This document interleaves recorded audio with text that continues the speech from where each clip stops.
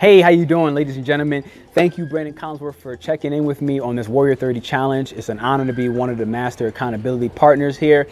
And I want to say hello, thank you. It happens to actually also be my birthday, so this is just an extreme privilege through and through. I wanted to share something with you, and it's called Proactive Reactivity, okay? Something I created not just for myself, which is where it began, but for the clients that I've worked with, helping them become more familiar with themselves, helping them with their productivity, and also within the book that I'm writing, Objective Empathy, and that's coming out soon. And I added this into the book. So when Brandon said, hey, you want to be one of these accountability managers, I just jumped right at it. I was like, boom, I got it. I sent it to him right away. So I wanted to show you this as an example, okay? Proactive reactivity, and I'll let you know what this means in a second with a quick backstory. I just needed my mind to allow those 60 to 70,000 thoughts. If you know Brandon, you know James Silva, and he always speaks about we have those 60 to 70,000 thoughts a day. Something's going to slip, and I felt like I have so much creativity, and I was getting sick of just allowing things to slip through the crack. It was really starting to bother me because I felt like, you know, my ideas are just absolutely priceless. And I've learned that the most brilliant and the most expensive ideas go to the grave, and I didn't want to be that guy. So I created this proactive reactivity, getting ahead of the curve, not allowing things to slip so easily. And it allows me time to adjust. It allows me time to adapt when something changes along the way. When the plan doesn't go according, like it often does, it allows me some time to adjust, to call an audible, okay? Instead of being reactive.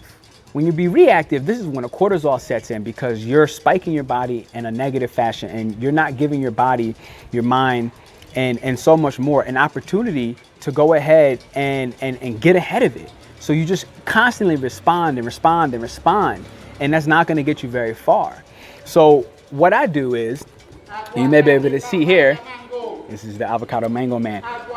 What you get to do is circle what you just didn't finish on that day, okay? You find yourself having so many things circled. Over time, you're gonna notice that it's the same thing being circled, okay? And that lets you know that you're oftentimes avoiding the biggest thing in your life that you wanna do.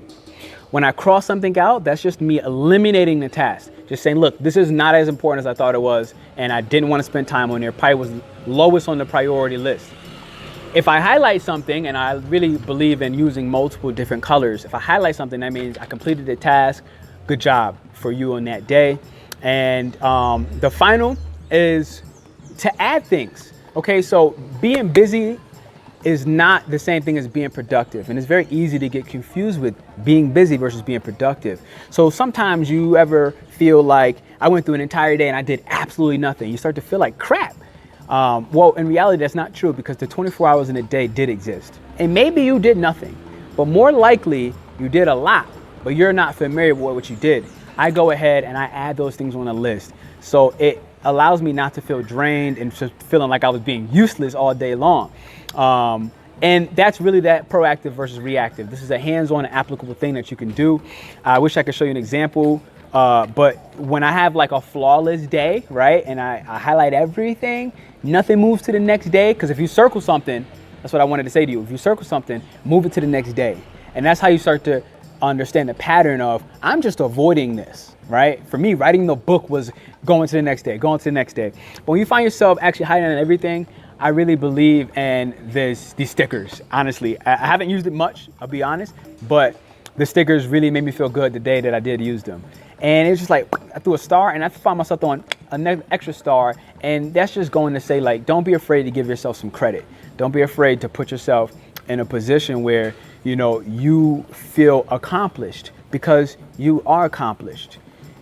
Every day you wake up is an accomplishment within itself. This is what I wanted to share with you. I'm going to just take a screenshot directly from the book, from the editing piece, because the book's coming out in another 30 days or so, but just from the document, so that you can see this very clearly, and I'm gonna place it right here. Thank you for checking in. My name is Pernell Bobby, and Brandon, thank you for the opportunity. I love you, dog.